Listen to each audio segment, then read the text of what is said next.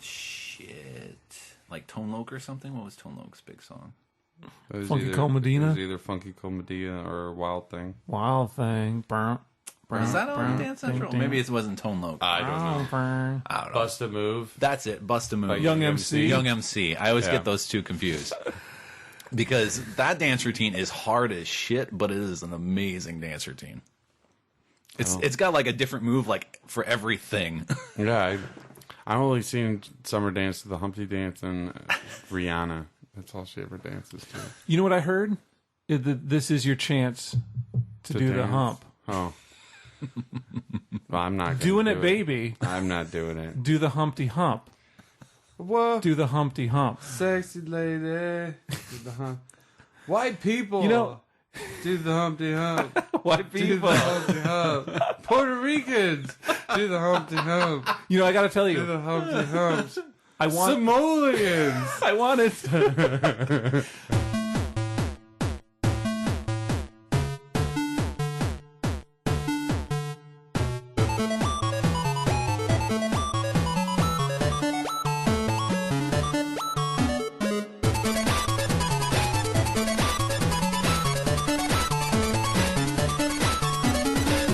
Hey everybody, welcome back to Signed In. I am Jeremy Superpro 33. I'm Craig Propdresser. And I'm Sean Shonix. And here we are with episode 101. 101.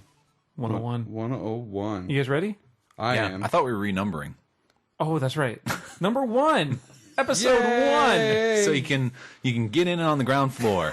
It's all the start right here. Get in where you fit in, yo. See, so it's a nice entry level where then you're all confused by all our running gags that we've used a million times over.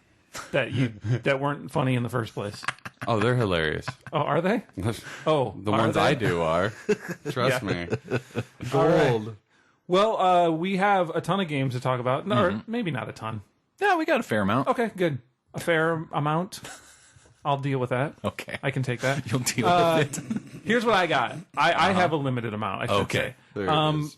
At the start of the show, we are going to talk about, we're going to be doing a separate, we mentioned last episode, we're going to be doing a separate Indie Uprising podcast. Correct. So there will be a special show next week for that. However, we're going to spotlight a couple of those games on this show as well. Right. That we wanted to bring extra special attention to. Yes. But outside of those, I played some Borderlands 2, just a little bit. A little bit. And then I put myself on hiatus and made myself not play it for 2 days because I wasn't playing anything else. Discipline. Yeah, discipline. That's right. And I played some Joe Danger 2, the movie, the video game. I didn't actually play that one. I missed that one. Came out on a Friday, didn't it? You know, I don't Or think so. it came out off schedule, I believe. I honestly don't remember. I believe it did. All right. Anyway, You know better than I do. this is That's all I interesting got. conversation that we're having right here. That's all I got. What do you guys have? In addition to our Indie Uprising spotlights, I also want to talk about life in the dorms, and then I'll talk about some games. Ba-doom-boom. Hey, Professor taking some kids back. Is that how it works? Yikes! Whoa. Wow! Hey, No, You said it, not me. no, I'm done. It's the walk of shame in the life of the dorms. I can't wait for that talk. It's just that walk of shame where you got to try to avoid so many looking people That's right. that are watching you on the street. Well, I was going to talk about a bunch of XBLA games too. But, Imagine trying to be I think Professor I'm and doing the done. walk of shame. But that's why he doesn't do it. He gets a cab. Well, where are we going? I don't know. XBLA, Red Johnson's Chronicles, Double Dragon Neon, cool. Jet Set Radio, Raw, Realms of Ancient War, and my God. Fire Pro Wrestling. And is there any Slow more down. back? And what's this over here? Let me dust it off. It's Kinect Corner. Nice. Hey. So you got some of that too. I got Harry Potter for Kinect and Fable the Journey demo. Nice. I might add some other little stuff to that Kinect because they added some stuff. I don't know if it's on the beta or if it's something new or on your guys' as well, but it's the Sesame Street in the the National TV Geographic. I saw ads for that. I didn't try it out. It's a little different. Is it an app-like game? It's an app-like game, and then you buy episodes. Oh, okay. It's pretty neat. They have That's a free. cool They idea. have free episodes. I went through the National Geographic, and I was a bear digging up a larva. It was pretty cool. So that's a Sesame Street game. So is that also by who did the other Sesame Street game? Double Fine? Did they do that? They did the last one. I didn't Kinect see. one. I didn't look at the developers because they seem more like a channel type thing for Kinect. Oh, okay. It's like it's a channel. I was just figuring since they already have a license deal with them. Yeah, they may have, but I'm not quite sure. Cool. Food for thought. Yeah. Shall we talk about these games? Oh, did you have something else, Sean? I also played everything that you guys just mentioned. Not everything. Everything. I played You're held to it. Double Dragon. I paid Double Dragon. We got Double Dragon Neon. I paid for Fire Pro Wrestling, and I Ooh. bought some Borderlands too. Yes, I bought Fire. You bought some I Borderlands bought it. too? I bought Did you all buy of stock in it? I bought all of it. You buy of it. timeshare? Yeah. Are you, you get it on Tuesday through Thursday, and then the other person gets it That'd be the sweet. rest of the time. A timeshare in Borderlands. Before we jump into the indie games, I do want to give a shout out to one of the indie games we talked about last time, which, if you remember, Faceplant Adventures. Yes. And the fine folks, or maybe just folk, you know how some of these indie games go, Yeah. over at Oddworm Games, set our review of Faceplant Adventures to gameplay footage of Faceplant Adventures and put it out on YouTube. Very cool. So there is a link to that in the show notes for this very show you're listening to right now. So on signinpodcast.com, if you look at the show notes there, we'll have a link to that review of mostly Craig talking about the game. Very But he cool. does a fine job. So and this exactly illustrates how good of a reviewer he is. Oh, thanks. So I didn't mess up. those compliments don't come often. That so reminds take me it. of old Zona games. Remember those? Yeah. They did that to us as well. They did it to us. We're blowing up on YouTube. We are. It's blown up. Are we? So anyway, thanks to the My fiance said, you guys should do that for all your games. I'm like, no. you know we got no skills, right? It requires somebody else to do it for us. They just rip our audio. Exactly. Whatever. We can just talk, that's all. And barely that. So thanks to the folks, or again, dude, over at Oddworm Games. And check that out. Check out that link. It's fun stuff. Yeah. All right, so indie games. Let's talk about our one non-uprising do that. game, Life in the Dorms, which sells for 80 Microsoft points. It is developed by Moment Games, and it's essentially you could call it a role-playing game, but it's also more like a 3D adventure game, kind of a point-and-click adventure game, where you start off as this kid whose name I'm looking up really quickly because it's Dak Peoples. Okay. Dak Peoples. Dak Peoples. He's just moving in. He's really nervous about starting college. He thinks his roommate might be a serial killer, although his roommate never seems to show up. And then Even more suspicious. And then he's got a really overzealous RA who is really into being an RA, and it totally has like the vest and the shorts and the beard and all that stuff. And it's a great point and click adventure where you kind of wander around, and then as you approach objects, they'll get highlighted, and you can press that, and then once press A, and then it'll go zoom in on it, and then you can move your cursor around, and you can look at objects or manipulate objects or combine objects, and tons of comedy going on. I'm not too far into it yet. The RA came. I was trying to unpack, and from what I understand, the fact that you never unpack is kind of a running gag or something like that. I was starting to unpack, and then the RA comes in and makes everybody on the floor come out and start a scavenger hunt to get to know your roommate, except my roommate isn't there, so I have to do the scavenger hunt by myself, which includes getting a refrigerator.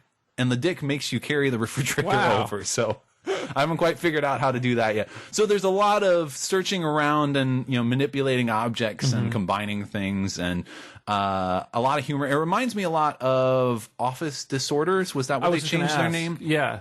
It's also got that sort of artistic style, that money for nothing, chicks for free. Because I saw it and I downloaded the demo. I haven't gotten to it yet. It's pretty fun. I think you should I got check it it out. because of that game. Yeah. Because it looked like that. Yeah, and it's got a similar sort of vibe, except whereas Office Disorders was really more kind of like Sims, where you're trying to balance everybody.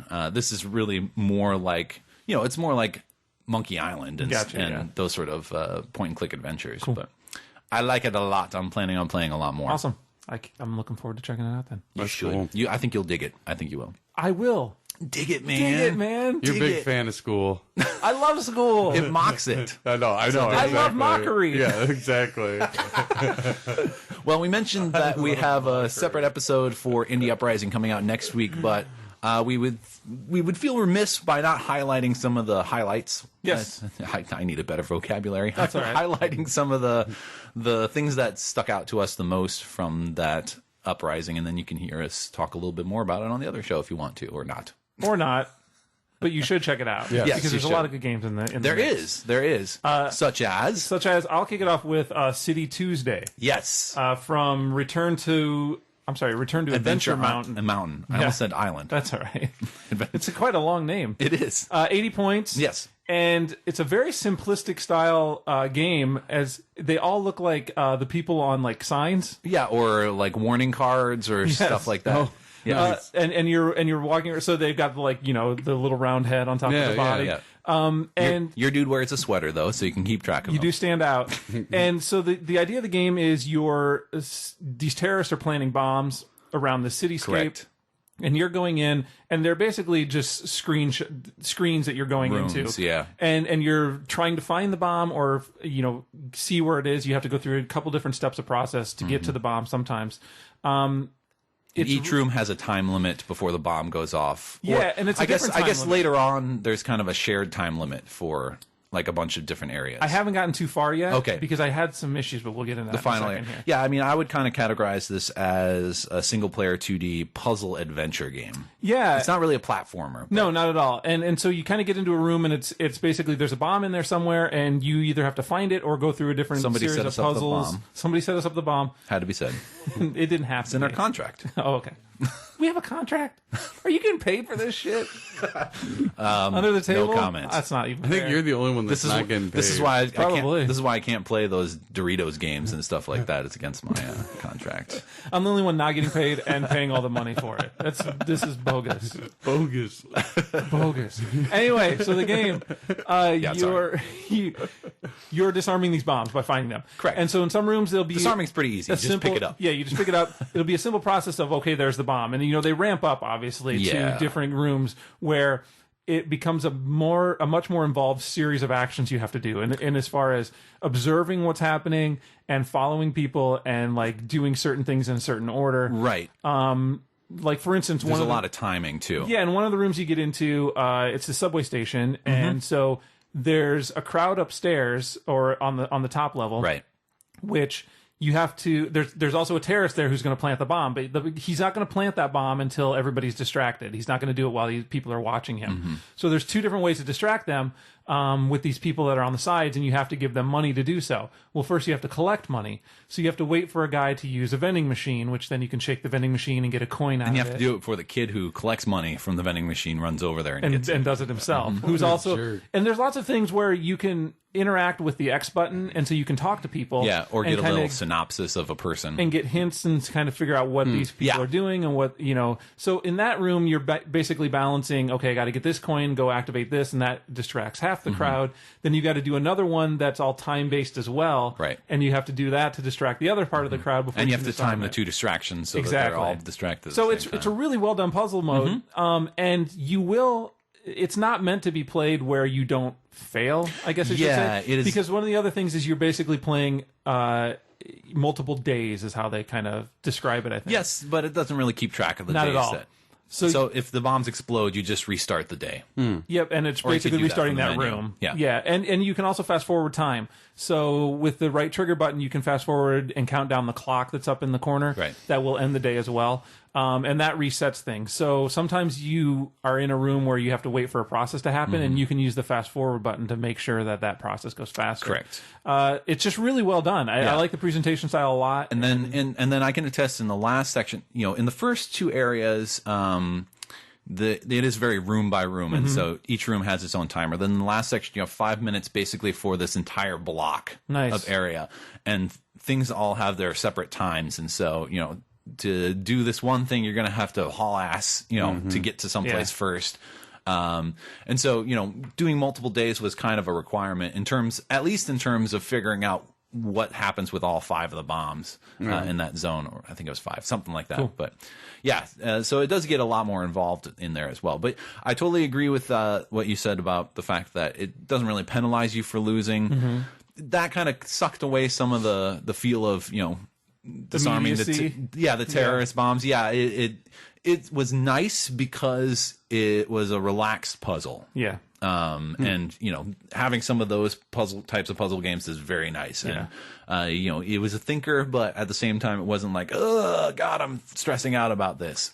But I do feel like because they categorized the tone of the game, it kind of took a little bit away from that. I had an issue. What I was going to say before, my issue was I played the demo and everything was fine. I bought the game and played it, and I had a ton of stuttering and stalling. Yes.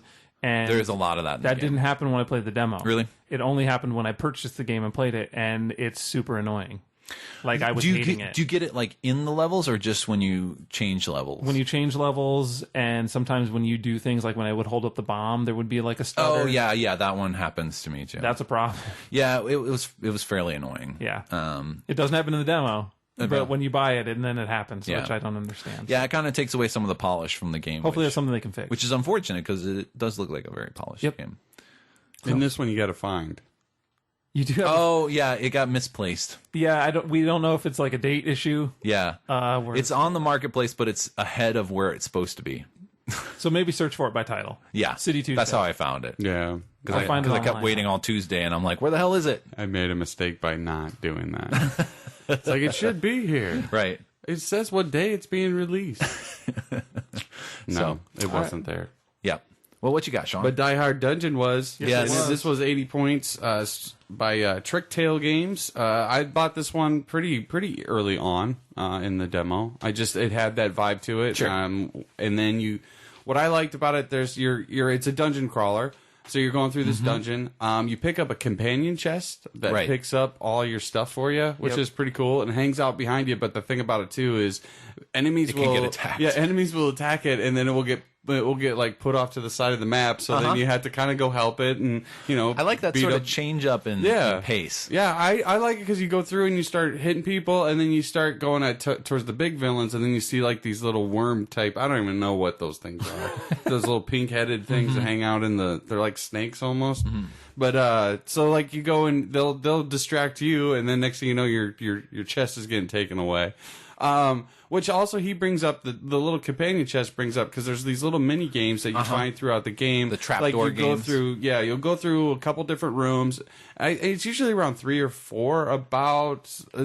It seems like it's randomized. Yeah, it is, but it just seems like that's the way it's kind of been happening whenever I play through it. And so you'll go through like a group of rooms, and then you make it to like the room that has this trap door, and then it's almost like this Pac-Man type game where your chest is like going through all these this maze of fireballs, and then the fireballs, they reignite, but you have to get like 100 of them, and there's another chest inside the maze, or two. I haven't got to the 3. Darn it!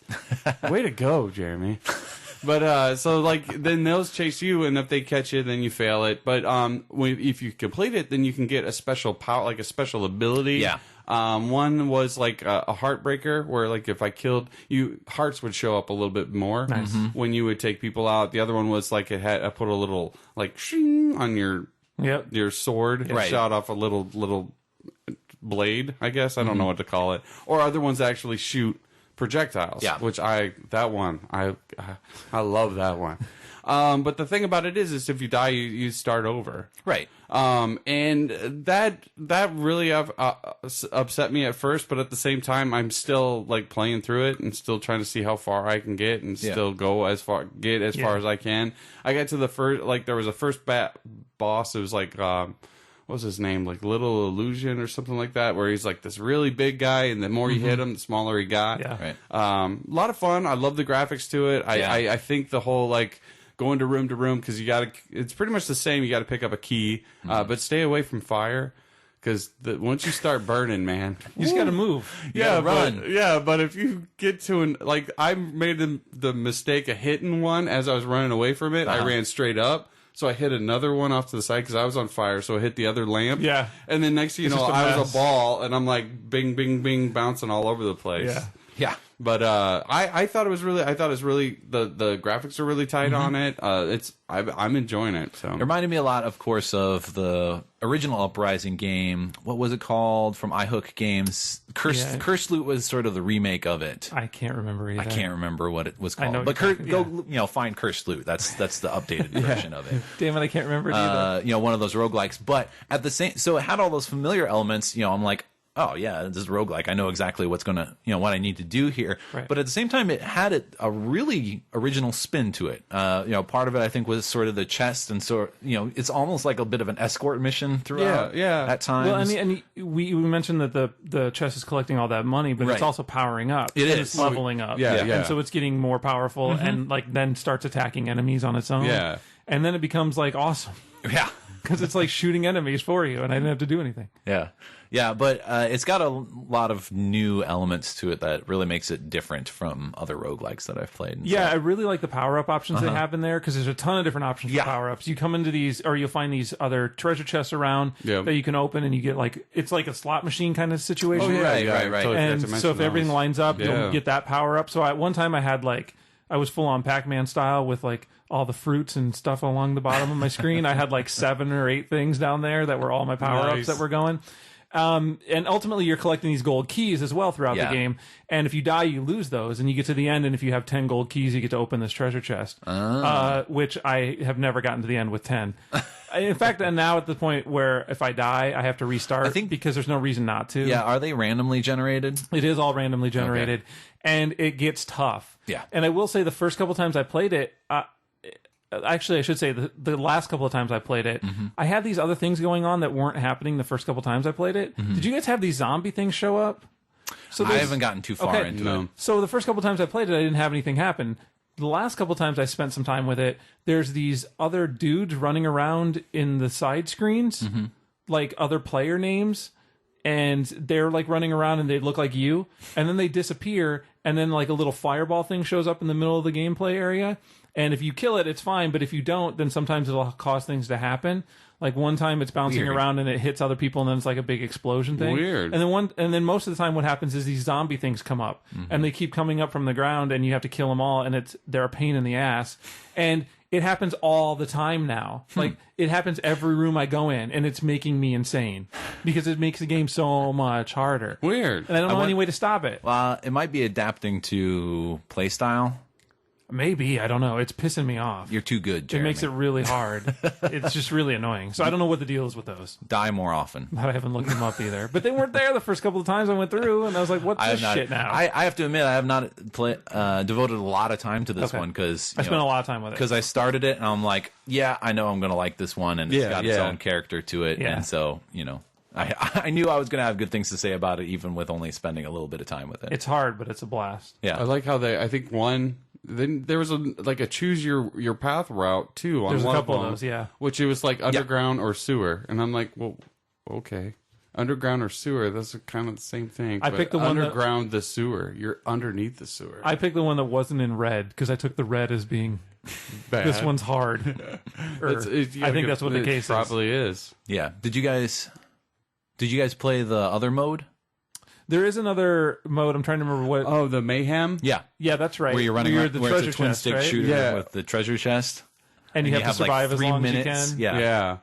Or no, 3 minutes to get as many points as you can. Because if you don't get hit, then it increases your multiplier. Right. I did that once, I think, or a couple times. That was pretty fun. Yeah, it's cool. Spent some time with that. I didn't know it was a twin stick shooter till the very end. Me either. I spent the first game just running around. You should see the leaderboards because I've got 3.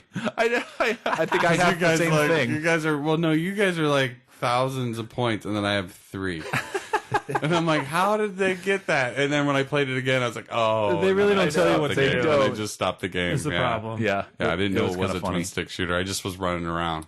Yeah, that's what I did my very first game. I was like, this is weird. The chest is just going to avoid all these guys. Okay.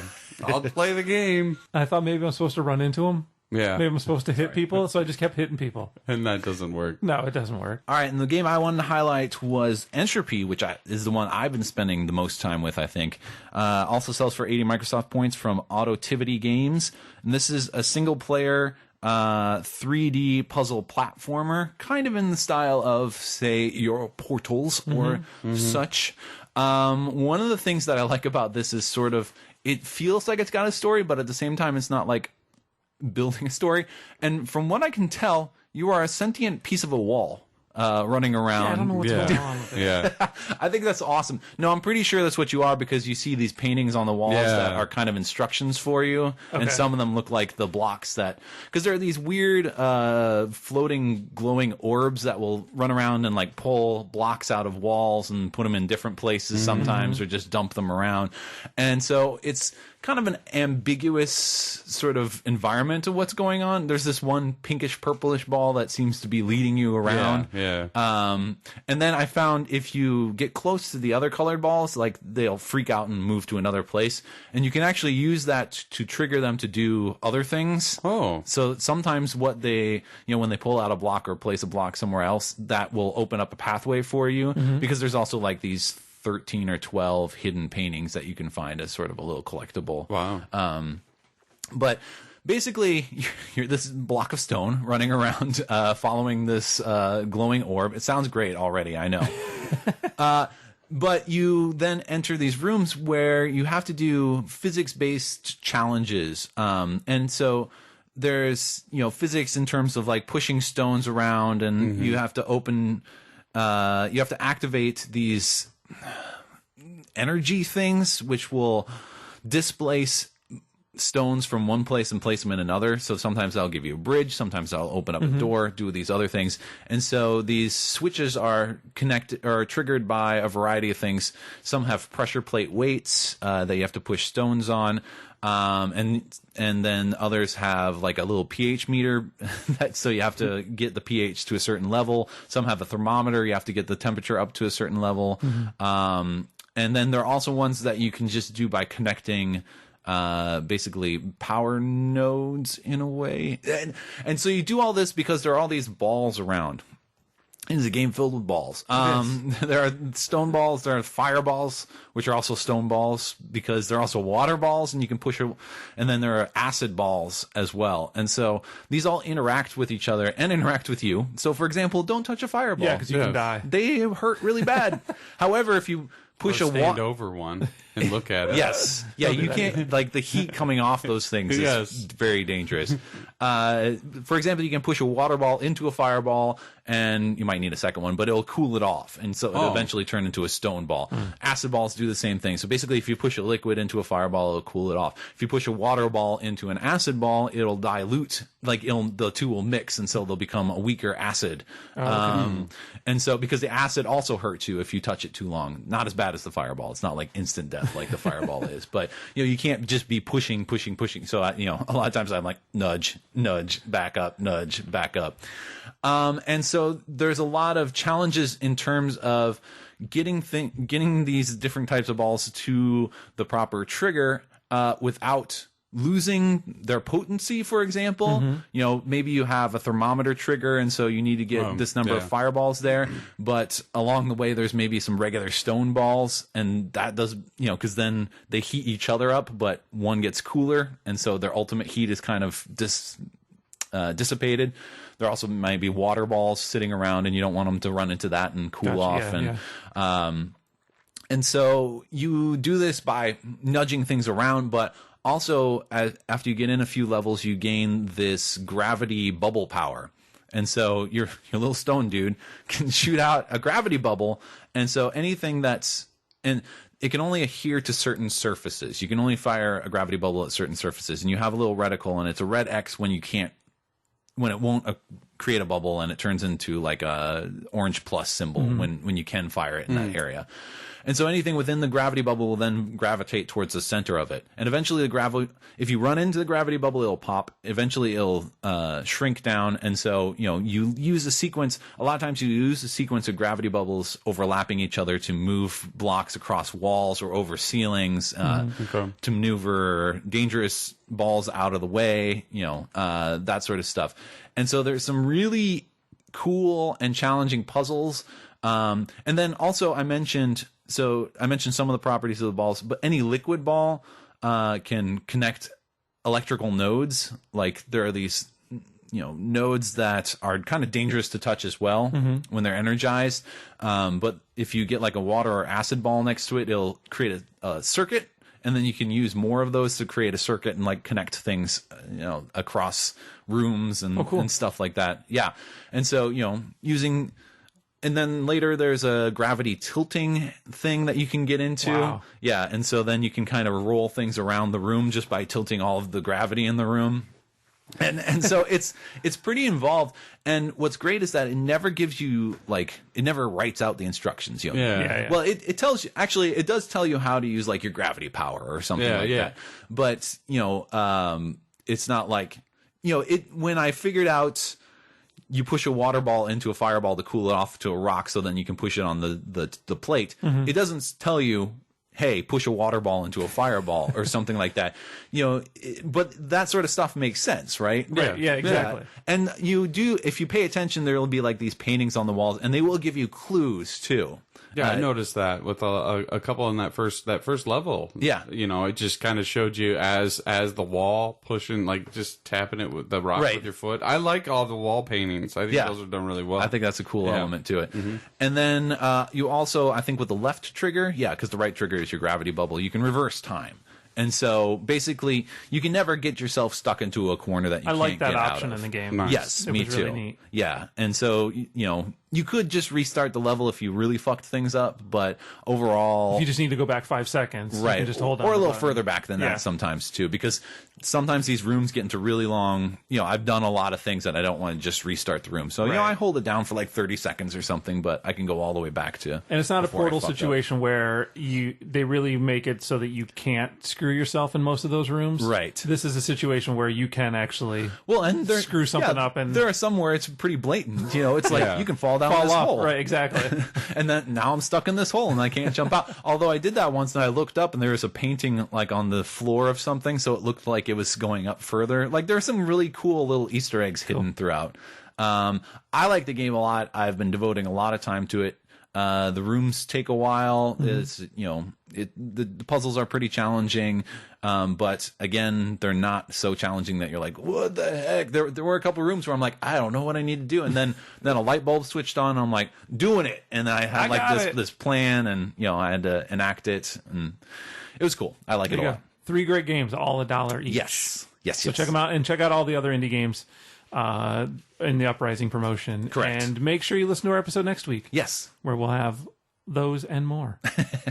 The rest of the 9. Correct. All right, XBLA? Sure. I'm not going to object. Oh, okay. It is the normal process. For once. You want to kick it off since you have 12? I don't have 12. Oh, how many do you have? 8. I got 6. All right, Jesus, let's do this. 5, something like that. All right, first up, I'm going to start off with Red Johnson's Chronicles: One Against All, which comes from Lexis Numérique. I'm going to call it that, pretending I know how to pronounce French. Sounds good. Thanks, I appreciate it. This sells for 800 Microsoft points, and is basically action adventure, point and click. Sort of dealy, where you play this Private Eye Red Johnson in this weird sort of town, which is kind of dystopian in some elements, has strangely Russianistic, like Soviet elements as well. I mean, if you look at like the title and all that, it's got that sort of Soviet font with like, and the near Cyrillic letters, flipped around and all that stuff, and this is a weird one. So yeah. I haven't heard any good things about it. So point and click adventures have not always been one of my strong suits, but this one looked intriguing. It had sort of a noirish theme to it. You're a private eye. Yeah. Apparently your brother gets kidnapped or something like that. But and I'm not entirely sure if it's the game's fault or if it's just the demo's fault for sort of my reaction to it, because it's jumping around at different points in the story, but it seems to choose points where you interact with people where I'm like, I really don't like this person. And it's not like this is an enemy. It's like, God almighty, you are annoying. And so, Is there voice acting or is it all there's text? voice acting. Is it terrible voice acting? Is that part of the problem? I don't see. Part of me thinks that it's supposed to be sort of sarcastic, and like they're supposed to be slightly annoying, but I think they succeed too much if that is their goal. You're too good. Yeah, because I'm like, oh God Almighty, shut up! Give me the information so I can move on. So not good voice acting is what you're saying. Yeah, I wasn't thrilled with it. Okay. You cannot like things. It's okay. The puzzles I liked a lot, though. Yeah. Like, it does a lot in terms of... It seemed to have a variety, even just in the demo. Like, there's one where I had to figure out how to open a box that had a padlock on it, and using an ultraviolet light to kind of figure that stuff out. And then also, later on, there was like this... scrap of paper with these other scraps of paper, and so you had to line up the small scraps of paper on top of the other one to get an image, and you did that because there were doodles all over the big scrap of paper. Okay, and so like there are little cutouts and stuff in the small scraps, and they would give you clues as to what you could do. Later, there's one where I was trying to figure out these numbers to input into a keypad by following this truck around, using switching to different cameras and looking at it from different angles. And Weird. the puzzles were really quite cool. The character interactions Not so much. were not my favorite part. So maybe it would have been better if it was text only. It might have. And It not definitely had the audio. It definitely might have, because there's also it's only like a half second or a second delay in between switching back and forth between characters, but then that when you have a lengthy conversation, that just makes it that you kind of want to get out of. Right. It kind of drags along a little further. You're telling me. How long is this show? Nice. Hey now. Well done. So ultimately, I decided against it. There's also like quick time events for fighting and shooting and stuff, because you're a private eye in a noir tale, and so you're gonna have to get down and dirty with folks. But unfortunately, I don't beat up enough of them, in my opinion. But I mean, graphically, it was pretty stellar. I liked the puzzles a lot. I just wish I had more attraction to the story. Like the story, I'm like, ugh, I don't feel like sitting through all this. It happens sometimes. Because it looked like it was going to be a lengthy game, too, Yeah. for 800 points. Yeah. So, I don't know. It didn't quite hit it for me. Wow. What about Double Dragon Neon? Did that hit you Definitely. in the face? Yes. By with a high five. This was 800 points from Way Forward. So this features Billy, Jimmy Lee, and Marion all hanging out. Oh, yeah. Again. Uh-huh. Somebody getting punched in the stomach. Yes, Again. in 3D. Yes, it is. It's got the 2D plus or whatever you want to call it. I enjoyed the first game. I started playing this game, and right off the bat, I'm drawn into it. Oh, yeah. And I was like, okay. I had forgotten that I played Double Dragon so much, but like I started getting into later levels. I'm like, oh, I remember this shit. It's got the same skill set essentially, but they kind of ramped it up a bit, because you can set your character to a certain fighting style. Right. Okay. So you can have your guy have a bigger defense, and that will take away, or a more balanced across the board. It all depends on how you want to set him up. And these can all be done on the fly in your pause menu, and you just go and you can switch it up right while you're playing, which I think is really cool about the game. Like if you're fighting a big guy and you're like, well, I want to put all my stuff on defense because I'll just grind on this guy until he's done. Yeah.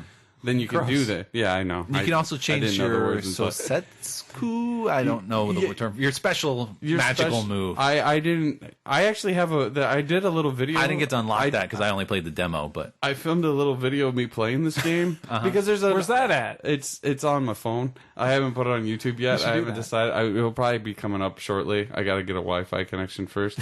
But anyway, I really enjoyed that part, like that of not me videotaping it, but just the whole like fighting style. And when you're fighting, because there's a part where you punch a guy and his pick falls out of his head, and then you can pick the pick up and use it as a weapon. there's an achievement for throwing the pick at every character. And like those little additives were like fantastic to it. So you still grapple the people. Yeah. You still just have the light and heavy kick, and that's it. Yeah. And then you have your special ability that throws. That's different from the regular game. But you can still kick people into crevices. You know, you can still kick them on conveyors. Yep. But it did throw me for a loop here, and I don't want to spoil. It's not really a spoiler because it's part of the game. Because there's like 16 levels. It's like a 20-year-old game. You're okay. No, it's different. About halfway through it, you meet up with this character called Skullmageddon. You meet up with him earlier in the demo. In the demo, yeah. But that's right. But that's the thing is like you fight the big dudes, and you're thinking that guy, and you're thinking that's it. But no, this Skullmageddon guy, he's like this Shaolin like Skeletor ninja. It's totally like a Mortal Kombat character. Yeah, he is, but he sounds like Skeletor. He does, and he's like, it's hilarious. And it's just there's lots of elements in there, and getting back to the changing abilities, you forgot to mention that you do this with cassette tapes, and that's the thing, which too. all have their own song that you can listen to in the that are in the menu. Yeah, and so then you can upgrade those at the tape smith. Yeah, you go to, there's a tape smith. This total Viking dude, and he's got like this huge hammer or something. Yeah, and he's all like just brash and abrasive. But and then you can add on to that set. Yes. But then because they can level up to level 50 or something like that. But you have your different power ups. Those are found by cassettes. Your different that fighting skill. Yes. Like you might be able to throw like a shadow kick or something like that. That's just you add to that because you have like 1 through 10. So if you get 10 tapes, then it adds up. You keep adding to your attack. It keeps, or your defense. Some of them help towards defense too. So like you can go to tapes and just buy tapes flat out, or you can find them throughout the game. But then the game is just totally 80s. It is. It's got tons of jokes in it. Some of it just gently ribbing the Double Dragon game itself. Some of it gently ribbing the 80s. Some of it just gently ribbing games in general. And so a very Mortal Kombat Double Dragon feel. One of my favorite things is when the dude comes flipping in from the sides. He's doing like somersaults, and then he kicks at you. And when he kicks at you, he goes gymnastics. Yeah. There's a lot of that stuff throughout the game. Like you listen to the music, but there are dialogue things involved in it. At first, I was like, "This is just they took and it was like what they've done with like the Pac-Man games or the Galaga games. They've neoned them up. Right. This had like really like at first I was like, oh, this is kind of ridiculous, but then you're playing it and it totally won me over. I'm glad to hear that it's not just a new it's not just a new skin on the old game. No. I'm glad to hear that they actually went in and did a lot of production stuff too. Yeah. Like and not even to like do it serious. I mean, obviously they're taking it as a joke, right? So and that's even better in my opinion. Like you might as well, if you're just going to go balls out crazy, just have it be fun. It's super fun. So that's good. Yeah, and apparently you could get the soundtrack for pay what you want or something. Yeah, like you can that get it all for free, and or free or pay what you want. I should say you can donate. They don't discourage that.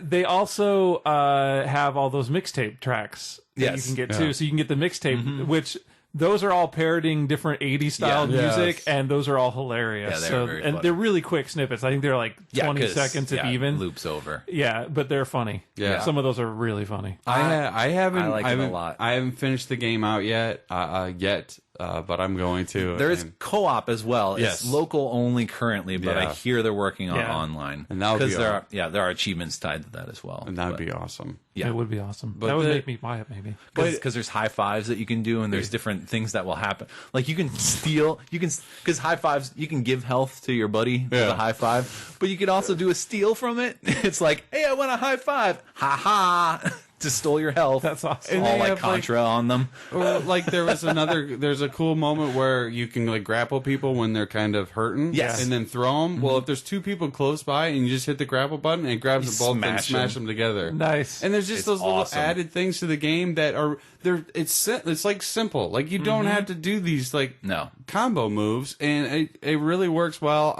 If you like the X-Men game, then buy this game. Buy this game because you'll get more gameplay out of it than that one. Trust me. A lot of people, that one you play a lot of people, but this one is really. A lot of people were crapping on the game before it even came out because of gameplay videos, and so it's got the 3D models, and they're not like it's not like fighting game speed or anything like that. It is really slow, and It is, but it's comparable to the original Double Dragon, which looks a little goofier with modern graphics. But I didn't feel like I was too slow or having a slow reaction time to anything at all.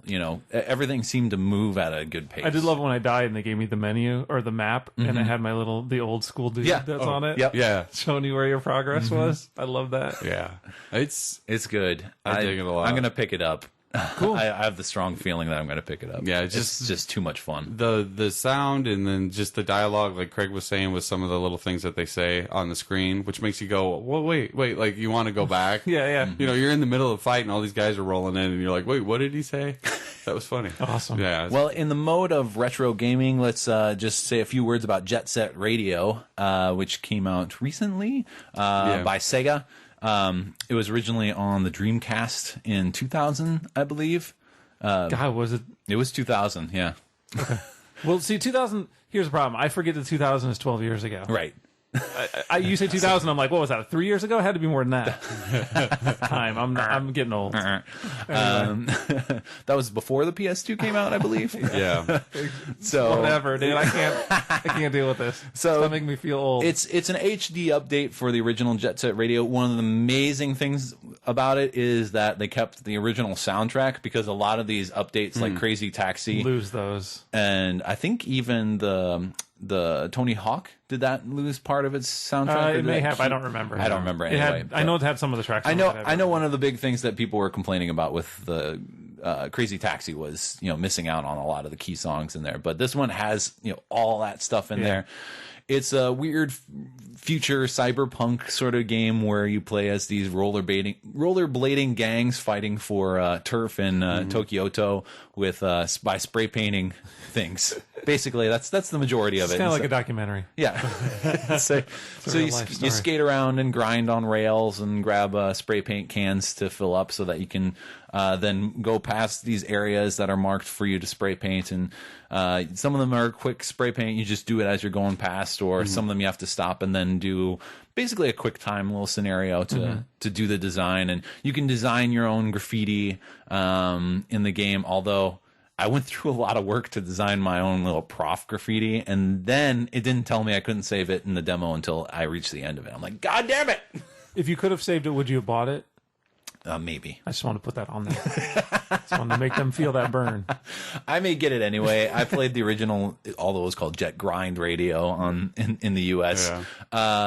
I played the original and had a lot of fun with that. The controls work really well. It looks great because it's a cell shaded game, and so that game, agreed, that kind of game transitions really easily to an HD update and still looks fantastic.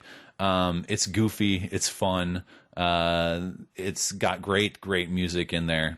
I highly recommend it. I believe it's 800 points. Yeah, it is 800 points. I had a little problem with the trial. I just was having I was kind of confused on what I was supposed to do, because did you go to the tutorial? Yeah, well, I was like, the girl at the very beginning, she's like, well, follow me. So I followed her. There's a separate tutorial area as well. Yeah, and then I jump on the car, and then she did another thing. So it must be like a whole, like Simon Says at the very beginning part. And I was just like, I don't know. Till you get those two characters, then it doesn't do that anymore. Oh, okay. It's basically a training. I ran out of patience. But I remember playing that game back in the day. You do 3 things with both characters. I'm just saying. He ran out of patience. I ran out of patience. His patience is one thing, one person. And that was the thing too. Is like when I was playing it, it's like, I feel like I've played this before, and then I'm like, I have played this before. And I'm looking at the video for it, the music. I'm like, I know I've played this before. One person tells him to do one thing, and then they're like, all right, and here's the other thing. And Sean, come on. Start, skip. Yeah, exactly. We're going to be here all day. What the heck? You want to tell me 3 things? So it's not breaking any new ground, but it is a very fun game and done very nicely. Cool. Excellent. I'm going to talk about some Joe Danger 2, the movie, the game, I guess. From Hello Games, it is 800 points. You probably are well aware of Joe Danger 1. Right. Yes. It came out last year or earlier this year on XBLA, but it's been out a couple of years now, or at least a year and a half on the PC side. Was it on PlayStation? It was a PlayStation exclusive, I think. I don't remember. Anyway, PS3, I think is what it was on. I don't remember. We had it on Xbox. Regardless, we did get it, yeah, finally, but eventually. I think it was later. Yeah. So it's very similar to the first game, except they've now, in which if you remember, the first game is more like a cartoony Trials HD kind of thing, Right, where you're going through a stunt course. Stunt man, and you're going through a stunt course with a motorbike that has a lot of physics to it, and you're doing tricks in the air to build up your boost power. It's far more arcadey than Trials HD. Totally because arcadey. There's a lot of things like collect all these letters, and you're moving backwards through the air, Right. and you're kind of exploring these levels in some instances because you're going through and getting stars, and by doing certain mission based things, or I'm sorry, certain set things for each level, like collect all these stars in the level, and you unlock this coin, or you get this coin that you can then spend on other levels. Right.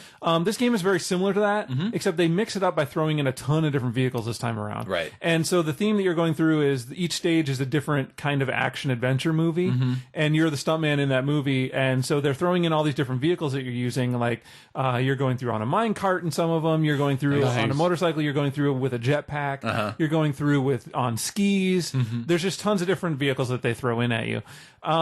It's kind of, I have fun with the game, but my fun with the game is really limited. I should also say I got this game free.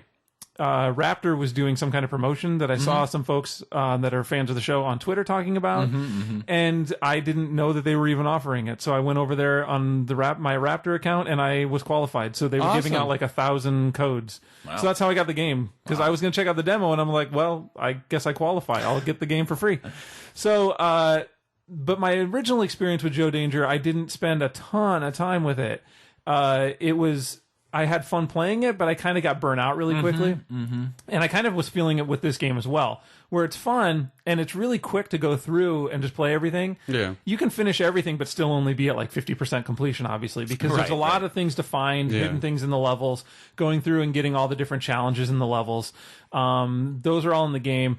But that stuff to me, I have to be in a certain mood for it, so I don't really finish the game and then go right back to do, want to go through and find everything. Exactly. Yeah. Right. It is fun. I don't know how I feel about all the different style of vehicles that they have in the game. There's something to be said for it being really tight with your motorbike and doing that for the most part, because you kind of get the physics down and do that. So you're trained in the way. Yeah, and so now when they throw in all these different things, they're fun, but it kind of opens up too much. You know what I mean? Where it would be like a spray mode on a hose at that point, where it's like you're all over the place. So they control different too? They control a little bit different, yeah. I mean, and you obviously have to do different things with them, so it's just a different style, and I don't know if I liked it changing It was neat to have them once in a while, maybe. Yeah. But when the majority of the levels were motorbikes before, it was kind of, you could get that down and kind of get, that practice. So that's, I don't know, it's a little off for me. It just seems less focused, I should say, because you have all that variety, which is going to be good for some people, though. If you've already, like I said before, if you play Joe Danger and kind of got burnt out on that, doing the same thing over and over, maybe it's nice to have a little bit of variety. So I definitely recommend checking out the game if you like the first one. There's still a lot more fun to be had in here. There is a level editor, so you can make your own levels, share them with friends. You can play local co-op, I think up to 4 players locally. So you can all be going around doing crazy stuff, punching each other. Nice. Things like that. And there are some other challenge levels, I believe, when you finish the game that you can go back and play as well. But other than that, it's really just going through the levels and mining them for all the different challenges that they have within them. And it's a well done game. I mean, good for them again. Awesome. So check it out if you like the first. Sweet. Next I have Realms of Ancient War. Realms. Which is I don't like that acronym. No. I don't think it fits. With the up. So basically this is an action hack and slash dungeon crawler, kind of similar to the PC game Torchlight 2 that just came out recently. Nice. And so you can choose between 3 different characters. You have your female rogue, your male wizard guy, and your male warrior. The modern day gauntlet. Yes, precisely. Yeah. And each one seems to have a different origin story. They start off in different places in this continent. There's a little backstory and blah, blah, blah. And it appears that they're kind of moving towards joining together, I guess. I don't know. I think the demo doesn't get to that point. Okay. Basically, you can play the origin story for each of the 3 characters. Oh, that's nice, though. Yeah.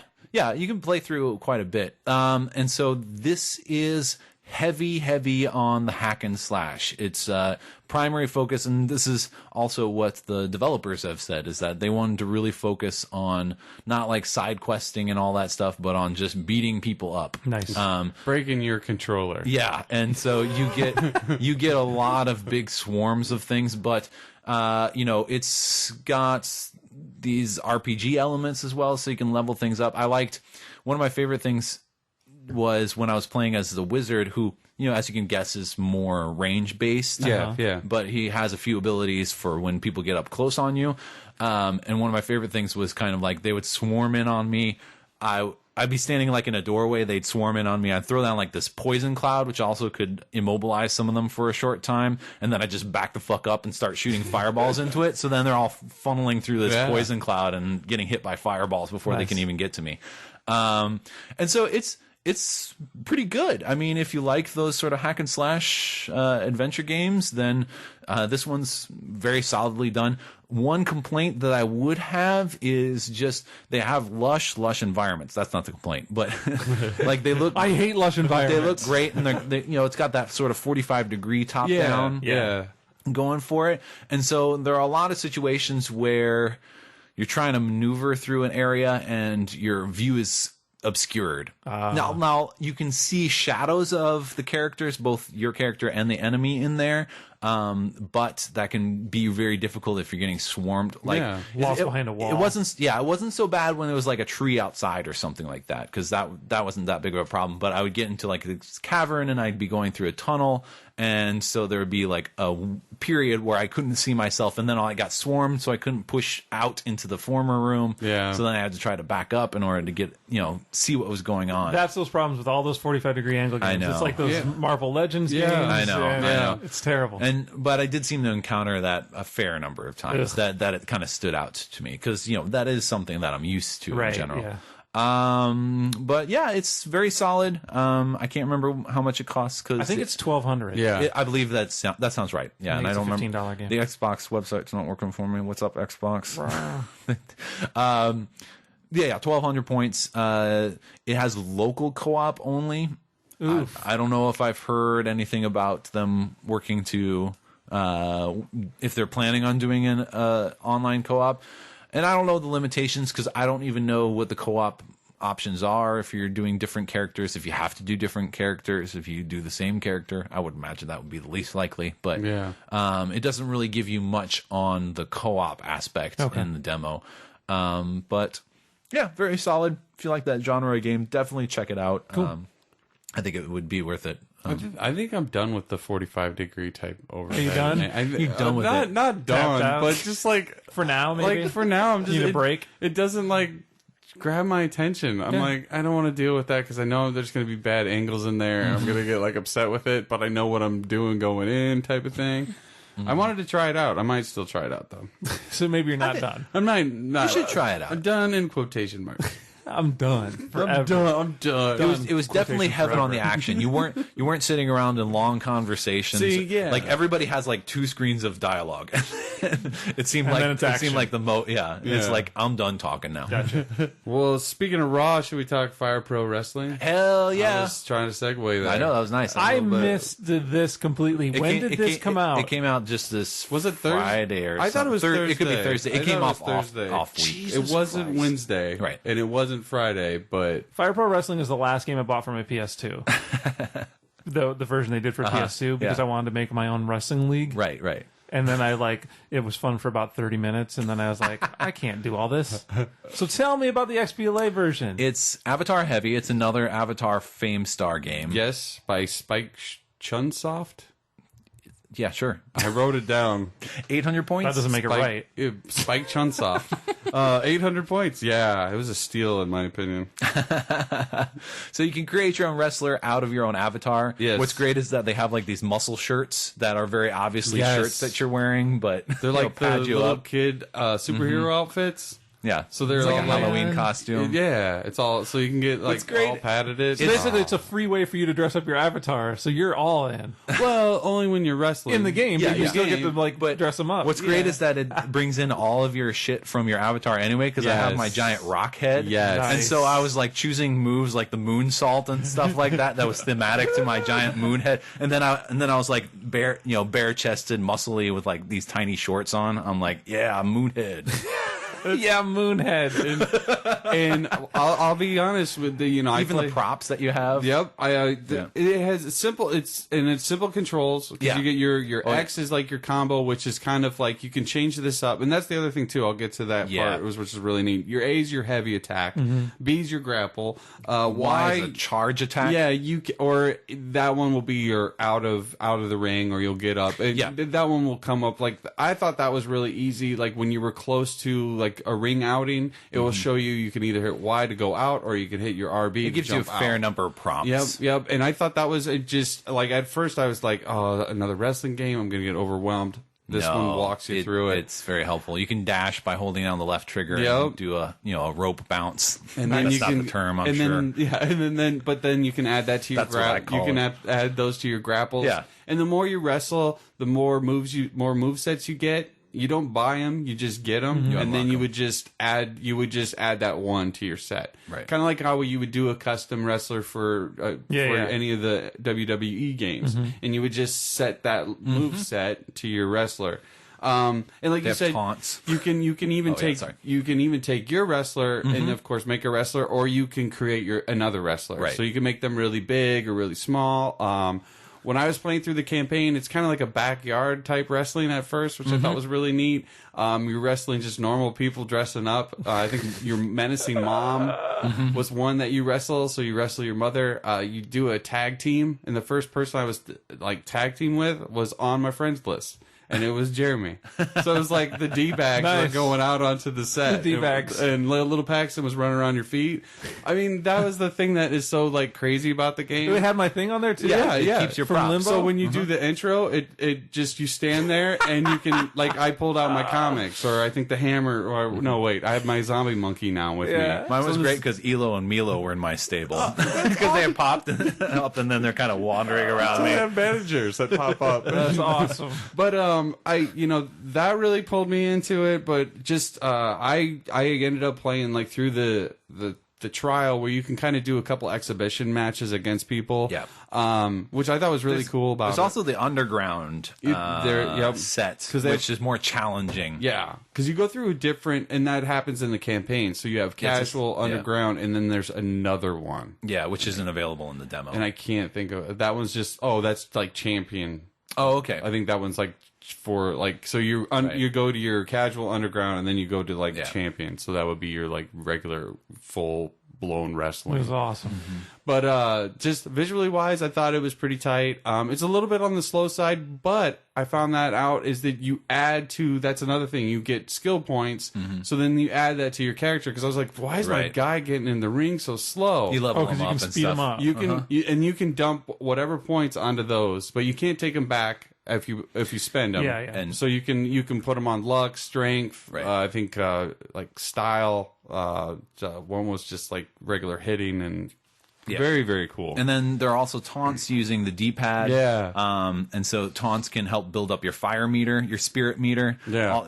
Which also builds up as you do great moves and stuff. But if you get that supercharge and you press the up taunt, then you go into your finisher mode and you're like on fire. And then if you grapple the dude, then you're going to do a finisher and pin them. Regardless. Which I thought was really cool too. And although some of those taunts, because you have to get through all the taunts without getting punched, so it's a good tactic to knock them down and then do a taunt while they're on the ground.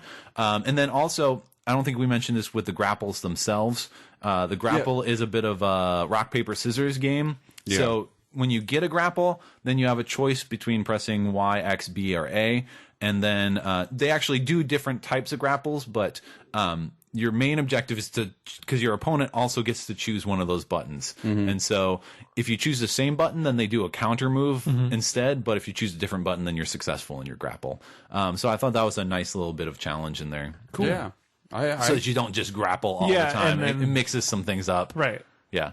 I had a lot of fun with the game. I thought it was pretty fun too. Once you start kind of really getting involved in it and playing a little bit, it just really pulls me. At first, I'm like, it's slow, but then I found out, oh, it's because my guy's new. So then you want to get him better. Yeah, exactly. And then I mean, and that's I haven't played any multiplayer online matches yet. Okay. I just don't want to dive into that yet. I want to build my character up a little bit instead of going into one and someone just punch me and I fall down and some of them are hard because I went into the underground circuit and it starts you off against a level 10 guy and I was level 4. Yeah, I beat him though, by strategizing. So nice, but it was a bit of a challenge. I'm looking forward to this. I didn't even know anything about it till before today, or that it was out. And the tag team ones are pretty fun because if you get him, if you can knock him out on your side, your guy just automatically jumps down and starts pounding on him. Yeah.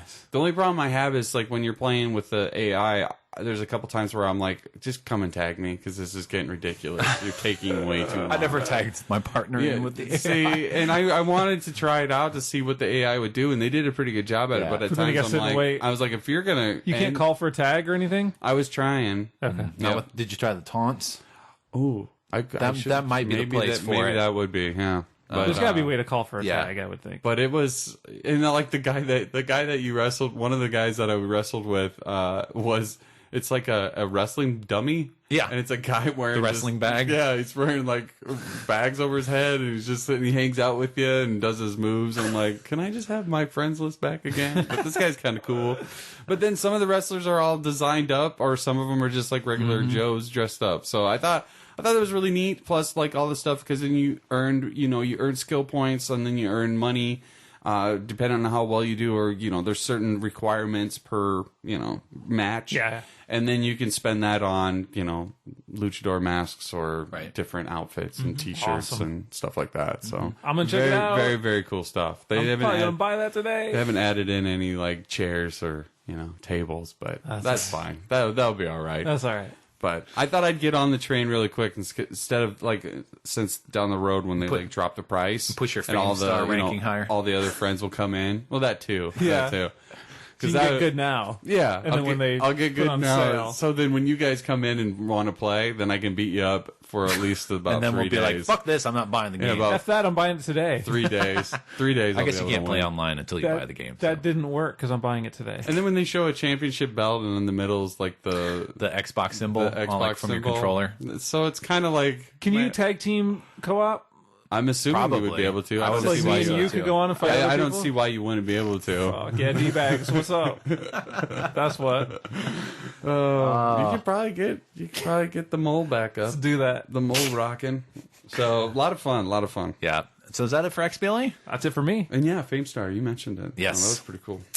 All right, a bit of Kinect Corner / demos. I tried out 2 Kinect games that had demos come up. One was Harry Potter for Kinect, which is heavily movie influenced, and I haven't actually watched all the movies. So, and even though you go in and it kind of says year 1, you're doing year 1. I'm reasonably certain not all that stuff was year 1. So if you're a spoiler baby, watch out for that. But it's basically a set of from what the demo showed me, it's basically a set of mini games that are themed to things that happen in the books and movies. Okay. So for example, in the demo, you get to play in a Quidditch match. That one was actually quite a bit of fun, where you lean left and right to kind of guide your broom around as you're chasing the little snitch, the little ball that you're trying to catch, and dudes will come up to your side and you can punch or kick them off.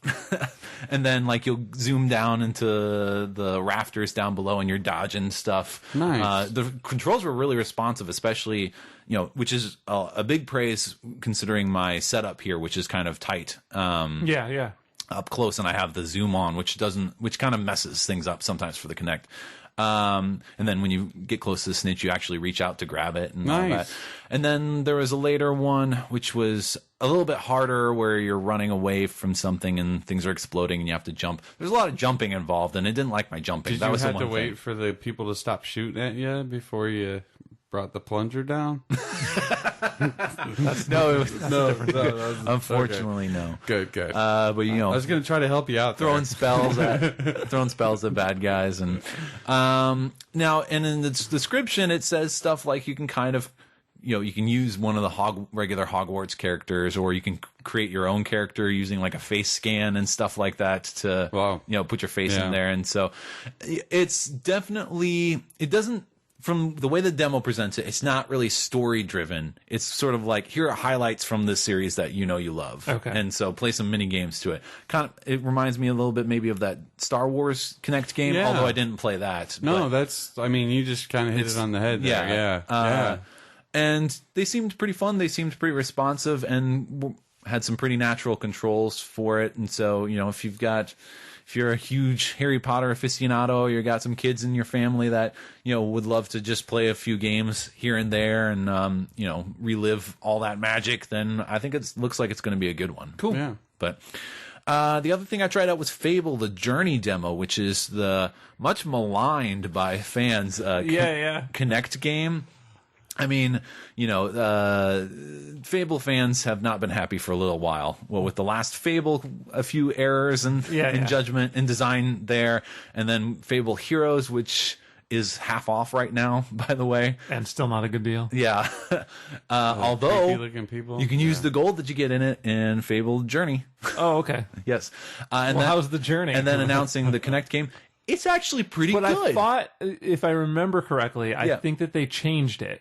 Oh yeah, from the initial time that it was announced, right? And maybe that's not the case. Maybe I'm misremembering, but I think that they made some tweaks to it. It's pretty good. Now it's an on rails game, on rails shooter essentially, but you're using these magic spells. Okay. And so it's very sounds the same. So maybe they didn't change it. But it reminds me a lot of Gunstringer. Right. Sure. Yeah. You hear on rails, and a lot of people are like, ugh, in reaction to that, but. It's first person, right? It's first person, so it's like Gunstringer, but first person. Yes, right, correct. And so the spells were fairly easy, and they do a nice bit of tutorial with it. You lift your right hand or your dominant hand, because you get to choose what your dominant hand. Your dominant hand up to your shoulder, and then just throw it out in the direction to shoot like bolts. It was very good at aiming. It does a little calibration for your aiming. Nice. And that seemed good.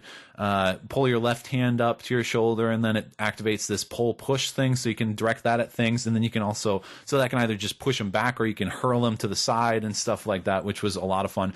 Later on, I was fighting these skeletons, and as they were running at me, I was throwing push at them, and then pushing my hand to the left, and it would tear off like their left arm, and then I do that to like their right arm, and then I do it and pull up, and I pull off their head, and then I just zap them with a fireball later to kind of finish them off. And you get extra points for because it's kind of arcadey. As a rail shooter would be, you get style points for, finishing them off in cool ways and stuff. And so then you can upgrade the bolt, to a fireball. You can either do that by waving your hand or just by saying fireball. And so then the bolt and the fireball, you can shoot them up, and then you can swing your hand to kind of make them change direction in midair, so you can blast people who are behind cover. You can use it to rain mini fireballs down on them. Later on, I got some magic shards, which is like the spear. You can do it either by holding your hand back like you're going to throw a spear, or putting your hand up and saying magic shards, and then you can use that to cut things. Overall, it kept going. I mean, it is going to be a bit repetitive. It's a rail shooter in terms of okay, here comes some more skeletons. But I found my variety of things that I could do to kind of attack them kept it fun. I would, when they're all clumped together, I would throw some fireballs at them, because it would kind of explode a little bit and set them on fire. And then some dude would be running at me with a shield, and I'd pull on him and rip off his shield arm. And so then I'd zap him with a magic shard spear or something like that. Nice. And so there was a lot of variety that I could do. Do you get spastic doing it? Because it sounds like to me that there's a lot going on that I would get all spastic. Really not. Fireball, shard, magic, spear. No, I have have that problem in Gunstringer, actually. Okay. But I don't have it here. Okay, cool. Things are paced just enough so that you have all this tension. It feels immediate, but you don't feel like I gotta keep doing all this stuff. Okay, good. And I found that it charged the bolt really easily, so that, and So you weren't left hanging waiting for it to charge up and stuff. Yeah, That's exactly. And you also get to experience a big boss later on who has got, you know, a lot of health, and, you know, you do different waves, and you can lean to the left and the right to dodge attacks. Oh, and if somebody's hurling something at you or they're trying to strike you, then there'll be like this kind of red X on the screen almost, and you lift your arm up as a block, and if you do that properly, then it'll like reflect attacks sometimes and, you know, defend you from being hurt. And it's got it seems like it's going to be a pretty long game based on sort of the video that you get to see at the end of it, at the end of the demo. It's got a lot of story built into it, and so I was quite pleased with it. And you play it sitting down. It's a sit down game too. That's good. Yeah, so you don't get tired from standing, which you can with a lot of these Kinect games. But they encourage you to sit down. I'm sure you can play it standing up as well, but they encourage you to sit down. That's really cool that it was that responsive with you being, especially with all those other things happening. Yeah. Because Gunstringer, it really works because you're kind of, well, that one throws it up too, throws it off. Sometimes with those Kinect games, I get spastic with Gunstringer. Yeah. Well, whereas I wasn't finding that here. Star Wars, it just felt, that game felt very like, okay, I move to the next section and then I kill people and then I move to the next section. Yeah, that felt very like, it didn't have that sort of level of rail shooting. It felt much smoother in terms of going through a full story and not like chapter to chapter to chapter. Exactly. Yeah. It's not like clear the room or something. Yeah, exactly. You know. So maybe everybody should give it a chance. I think they should. Yeah. You know, there's a lot of people that are just anti-Kinect. Well, yeah. So that probably was a large portion of those. People would rather have a new Fable game and not a Kinect game. That I can understand. Yeah. But as a Kinect game, I think it's actually one of the more fun ones. Cool. Out nice. there. Yeah, I'll definitely check that one out. Good to hear. Cool. Yeah. Do you know what's coming out? October 6th, maybe? Yeah, it is in the next couple weeks. I just remembered it, actually. Yeah. So they definitely before show it next to show. you a lot, but Nice. I can't remember. But I saw a lot of advertisements for the upcoming games. Cool. So We'll close out which one it was. Well, to close out Kinect Corner, I'll just a little update on those two Sesame Street and the National Geographic Kinect games that were up. 2 ATV. Yeah, and it's an app based, almost in the realm of, you know, your pinball effects, and you're buying essentially your next table or your next game. So you're it's buying got an empty shell. You're buying, yeah, you're buying fill with episodes. Yeah, and I played the National or the Nat Geo. I played that one first, and that one has a free episode, and then you can buy episodes. And this is mostly aimed at kids. I enjoyed it, so I know it was aimed at kids. Because the first one, they're going really base level here, people. Yeah, the first one, and like 3-year-olds. It's a total like National Geographic show. And then what you do, the free one's about bears, and because I guess the main guy from the show. You fight a bear? You don't fight become a a bear. bear. You become a bear. You have like a bear head and bare hands. Awesome. And the best thing about this, like not the best thing, but a really cool thing. You mean the best thing? It was really awesome. You just showed your hand. I know, there. I did. Like, tell me the best thing. At the very, like, they show like the intro to the show. Yeah. So it's the whole beginning of a show, and then there's sequences where you're on screen, but you're an animal. And I didn't know that at first. So I'm watching this stuff, and I'm like, that is the weirdest looking wolf I've ever seen. Because it was like a wolf wearing a polo shirt. Because at the time I was wearing a polo shirt, and I'm like, wait, that's me. And so then I was dancing the rest of the time. So there was a time, you know, the animals kept changing. That was a lot of fun. But the best thing. So that was a pretty good thing. But you go through a regular show, and then they talk. You know, it's a National Geographic show, and they talk about bears, and then they say, well, they hunt for grubs, and they do this by digging in the rocks. So then like go to this mini game, and you're this bear standing there, and you dig in the rocks, and then these moths fly out, and you're like chomp chomp chomp chomp chomp. It sounds great for kids. Very cool for kids. I think it would Sounds be like a lot of fun. awesome. I mean, I'm not going to buy any of the episodes because why? Well, maybe a shark one. I was gonna say let's not count everything out here. We can't put a stamp about on a monkey that. one? We can't put a stamp on that. I never got into this the Sesame Street one. I'm assuming it's sort of along the same lines where you're going to get an episode of Sesame Street. I've seen them plenty of times, and then you do a small little mini game within that. I think it's an interesting little addition to the, you know, with Kinect and with the Xbox. How much do the episodes cost? I think they're $240. That's so around nice. $3. I think it's around the same. That Do you know how long they are? I think they're around like a half hour or 20 minutes That's or something not like bad that. then, yeah. I think they're just a regular, regular like they show. almost like assuming they're just taking regular the television show and then just adding in these mini games. But there was times where during it they would prompt me to like yell something, and I'm like, why am I yelling at the TV? But because I would show like a little for fun. I know, it's like bears.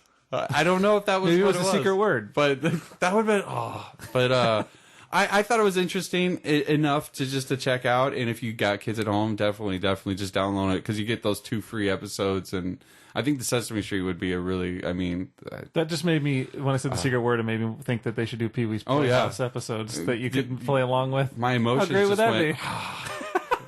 Because that was a great idea. And then every time he says a secret word, you could yell at home. And get and the points. Kinect would recognize it. Yeah, and then you would get like achievements and this is Avatar fantastic. awards. That's brilliant. But little Pee Wee suit. I mean, if they ever did it for other shows, that's pretty cool. Yeah. So that's awesome. Yep. Excellent. Good to hear. Is that it for everything? Yeah. Moving on to discs. Yep. I've got a little bit to touch back on Transformers because I finished the game. Oh, okay. Excellent. I have yet to. I want to tell you this. I love the last chapter. I know, right? It was really well done. Really, really well done. Yeah. And it plays on the whole integration of not just playing one side and then the other. Mm-hmm. By the way that they mixed in that story in that last chapter really plays on that, and it was really, really well done. Yes, I liked it a lot. I agree. I had a problem with the game though. Yeah. I played a large chunk of it at one sitting. I stopped. And then we did our show, and I went back to it and played after our show. Mm-hmm. And I played another big chunk and was finding, I'm like, I don't know why I was having so much problems. I'm finding everybody kind of easy now. Mm-hmm. Like, I'm not dying. I'm not even getting low on health. Mm-hmm. I'm plowing through everybody. So I checked it out and I paid attention, and all of a sudden I was on easy instead of normal. Oh, really? Like the game, when I had restarted my game, it put me on easy and not normal. So I played like 5 more chapters or 4 more chapters, all on easy and not on normal. Oh. Like it did that automatically? I didn't change anything. Did you restart from the beginning? Nope. It never did that to me, and I died a lot. I continued, and it set me back or whatever. So I got all super mad because I'm like, well, now I have to replay those on normal if I want that achievement because I was going for, playing through on normal. Mm-hmm. So I stopped, and I was all mad, and I stopped. Mm-hmm. So then I played later. I'm like, well, fuck it. I just want to finish it. I'll go back and play them later. So I just did continue again. Mm-hmm. And it was normal from then to the end of the game. Like, when I restarted at that time, it was back on normal again. I have no idea what happened. But that whole chunk of time that I played in the middle is... Now, luckily, those middle chapters are pretty short. Yeah. There's a lot of them that are really, really, simple. So I think it won't be a problem to go through and replay those on normal. Mm-hmm. But it was just annoying because I didn't understand what happened. It's bizarre. Yeah, that's weird. I don't get it.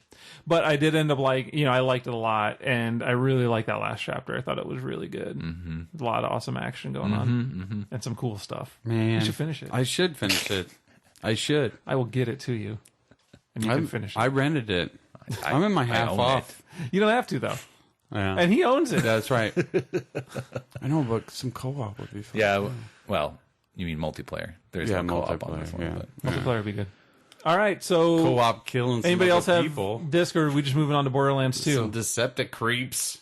I got nothing for chumps. So. Borderlands 2. It came out. It did. We both bought it. That's all we're gonna say. Yes, we both bought it. I did buy it. I bought it as well. Mm-hmm. I had to. What do you think of it, Sean? I didn't have to. It's a lot like Borderlands. It is. What? But they didn't make it an RTS. Here's the thing. Tower defense. I will say that, and throw me up. I don't want to put this in a negative light. I loved Borderlands 1. I think it was my favorite game of the year that it came out. Yeah. And I spent a ton of time with it. Mm-hmm. And I avoided everything. I went into like media blackout mode for Borderlands 2, so I didn't know anything going in. Yeah. I really didn't know story-wise, character-wise what they were doing. So I started it up, and I guess I was a little surprised to see it look exact. I mean, style-wise, it's got its defined, the cel-shaded style, so I imagined it was going to look the same. But it looks like Borderlands 1. Like, I don't see a huge graphical increase from the first game to this one. And I'm not saying...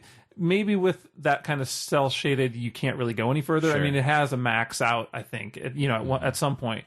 But I'm talking about like draw distance. I'm talking about things like dropping in, like texture-wise. Like that's all like still happening in this game, like it did in the first game. And I don't want it to sound negative because I love the first game. So having more of that is not a problem. I do hate it. Yes. No. You know, it just feels like glorified DLC on top of one more than a sequel. You know what I mean? No. In my experience, well, I know what you mean, but you don't agree. Well, I haven't played it, but from what I hear. Okay. Sorry. No, what? Tell me. From what you hear, what? No. You'll find it out yourself, I guess. I won't find it out. From what I hear, it's kind of slow in the beginning, too, and so that might also be... Because I'm sure you're running side quests mania. You know, I'm going... Knowing you. I have a lot of side quests. I'm getting all the side quests I can, but I am doing the main story missions. Yeah. And I will say that it definitely seems more focused. So that is something I'm experiencing. Right. I think that it's tighter story-wise thus far. Yeah. But so that is definitely happening. It's a crazy point, as in a fun crazy point. Oh, really? Like, because I saw one review for it where it's like, well, yeah, it's got all this normal charms to it, but it never really started to sing until, but then they're like, and then I hit this one point, and everything started going batshit crazy. That's awesome. And it was like awesome. So. Well, you know, and I that's why I wanted to start with that, because it's not really a negative. I'm just saying that, you know, when you see some games sometimes, like for instance with, I was trying to think of BioShock or Dead Space, where, you know, 1 to 2 wasn't really a big difference. You're still doing the kind of same things, but they changed it up a little bit, right? Where you felt like you were doing some different things, different environments, things like that. This all, I think it's the key is being in the same environment. It feels the same because you're just put in the same place. Yeah. So I think maybe that's what's tying me to it, is that, you know, it's just all feels really natural, which isn't a bad thing if you love the game, which I do. And the voice acting is all still fantastic. It's hilarious. Claptrap is killing There's so many things I forgot about Borderlands that when they happened again, I was so glad. We were talking about before with the character introductions when they get their little screenshot, and I completely forgot about them. And then the first time it happened, I was like, yeah, that's right. This is awesome. Deal of the day. All the little shop options. There was so many, like when I first started playing it, you know, you start off at kind of a different, you know, you start off in the snow and you're fighting those big like ape things, and that was a little bit turned for. I'm like, whoa, this is kind of it's nuts. A little more. Yeah. Than those little the skags. Yeah, the little butt. Yeah. And I'm like, okay, this is they're amping it up. And then it's just like, there's this like nice moment where I make it into like almost that desert wasteland again. And then cars are jumping and people are yelling and people are screaming. I'm like, okay, this is what I'm used to. Like before it almost felt so quiet and so like a lot different than the first one. I felt like I was lost. I felt like I'm way away from. I felt like I have a long walk to go to get to where I need to be.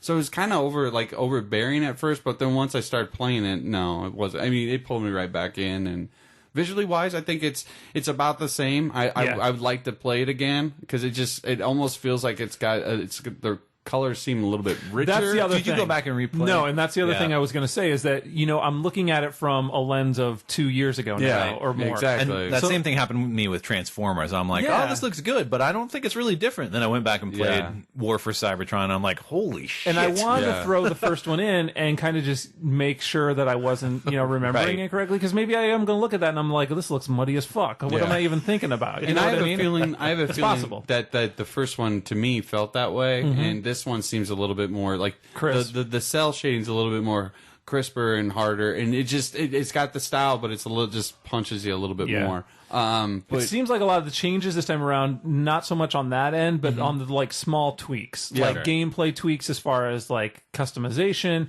There's still not as much customization as I would like. I think you can crawl when you're down now. Can you? Before you couldn't. I didn't know you could do that. Yeah. Shit, I'm gonna go prone all the time and kill these bitches with sniper rifle. I'm pretty sure when you're down, I think you can crawl now instead. You can go all the way down? No. He's saying when you're down. When you're downed, I'm sorry. You can crawl. I thought you were like talking about a prone position, so I could lay down on the ground and sniper. Instead of being in the middle of a battle, you can pull yourself. That's true. Yeah, when you're down and going for your second wind, you can move. Yeah, and I think before you couldn't. But there's some just little tweaks here and there. Just and you know you can screens and things. And like your character, that you can change their heads, or at least on my assassin you can. But he's wearing a helmet. Can you do it on the other guys? Yeah. So they have different faces. That's why I didn't understand that the assassin you'd be able to change their head. Yeah, because they have different like helmets. Oh, helmet. Okay, because you never see a face. Yeah. It's just a different shape. So that's why I wondered about the people, because you're ultimately just changing their face, right? Yeah. That's weird. A hairstyle goes with it too. Okay. Yeah. But you're changing your complete look Yeah. at that point. Yeah. And those are things you can unlock and find in the game, and then you can unlock skins for the vehicles that you find in the game as well. The menus seem a little... I'm trying to remember how they were in the first one, but it seemed pretty similar. Maybe a little more convenient sorting-wise, because now you can sort by... I don't think before you could sort by type of weapon. You could. Or could you? Okay. Yeah. Maybe not then. Maybe it is all the same. I think you could, at least. Okay. Maybe that is all the same. I think there's the presentation's a little bit easier to move maybe. through. Yeah. I do love that badass ranking system that they have. Yeah. They don't really give you a lot of heads up on how it works, but by doing in-game challenges, you earn these badass tokens, and you can spend those tokens to give your character, all of your characters, it's you as a player, permanent increases in different stats. So they'll list out like 5 different stats, and you can select one of them. And so the first one that you exchange, you'll get like a 1%. So it ups whatever that skill is by 1%. And then next time it'll give you a different 5. And sometimes they'll double up, sometimes they won't.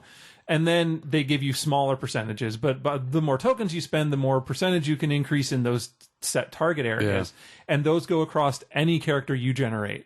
So they always are in effect, and they're always going. And it's definitely something to strive for some of those, in-game achievements, which is really, really awesome. I love that system.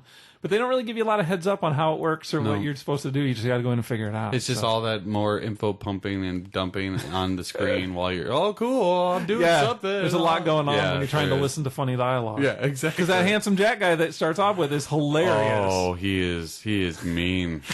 He is But he's mean, funny. But he's funny, yeah. There's a lot of humor going on there yeah. still. So I'm glad that they kept all that. And I'm looking forward to playing a lot more of it. I haven't done any of the co-op stuff yet. I was a big baby in the first game. I wanted to not miss anything game wise. Well, I also don't want to jump into somebody's game who's I hear there's a limitation on the level difference that you can have. I would hope so. I believe there is.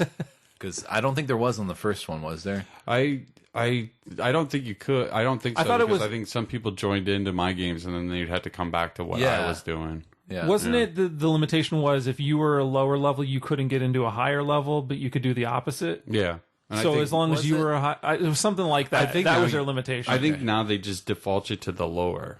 Okay. I think. Like they up you? No, they default you to if you're coming whoever's in, the lowest. You're gonna go and you're gonna. But you can only be so many levels difference. Even though you I finish thought I those heard levels. something like that. Yeah. So something to keep in mind. I do find it odd that they didn't do anything different with the driving mechanics. I fucking hate it. I know you do.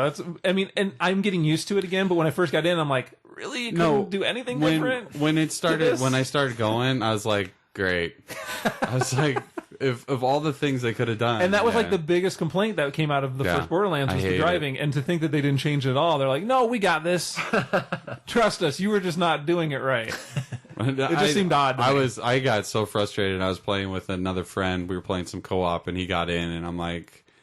We went. I drove, and then I was just like, I got out of the car, and I'm like, you have to drive because I'm not driving. I'm like, you have to. I'm not going to do this because it's driving me nuts because it's not working with my brain right now. Yeah, because it's like I try thinking on my driving games, and it's like this is not the way it's supposed to be done. The dual stick driving, the camera, and driving. It works once in a while, like for play wise, but otherwise, no, not function. I'm getting used to it again. Yeah. Jumping in, driving around. I'll get there. It's still got the turbo boost, which is always nice. You just start driving. Hopefully, you'll run people over too. Anyway, so. I tried to limit myself on it this week. Next episode, I'll have a lot more to say about it. Yeah, I should too. I'm going to play through. Now I'm going all out. I had to get some of those indie games in. I had to stop myself. Good job. I almost made my wife hide the game, so I didn't have it. She had to lock it up because I'm a child. That's awesome. Is it? It is. I'm having a lot of fun with it. It was nice, running into some of the characters that you had from the first one. That was interesting. I didn't expect that. Which was neat. But yeah, I'll have more to talk about it too. Cool. So, yeah. All right, we done? Yes. We can get out? Word. Signinpodcast.com is our website. You can find a link to myself on Twitter there, and you guys on Twitter at? The Pull List. At Chronicles. All right. 1X? 1X. I like to remind everybody. And you. Test him. Our More Facebook like it. fan page, you can find a link to there. All of our past episodes are forums. Please join us on the forums and contribute. We would love to hear from you over there. And all the other pseudo radio shows like The Pull List and 3 Die Block. Our MySpace account is just rocking lately. Our MySpace? I don't know. We don't have a MySpace account. I think we still have one for the pull list. I know, probably. Awesome.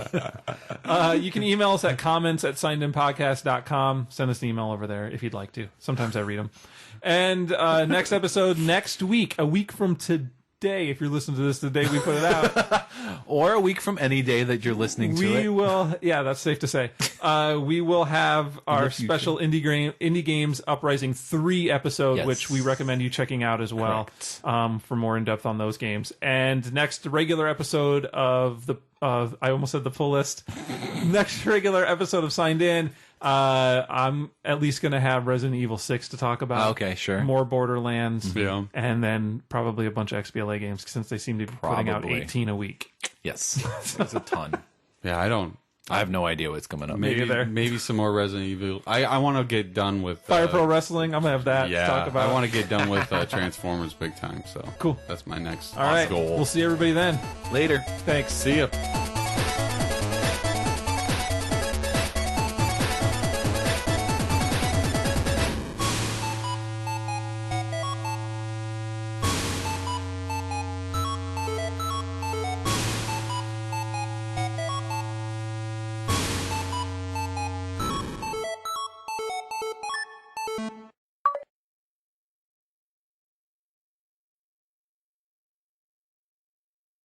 Were you kind of doing that Three's Company opening there, Sean? A little bit. I don't know what I was doing. And then all of a sudden I was like, that's what it kind of sounds like. I was like, life in the dorms. It's life in the dorms. Where we get drunk and pass out on the floor. It's life in the dorms. Where there's a guy over there who's throwing up on a chair. It's the life in the dorms.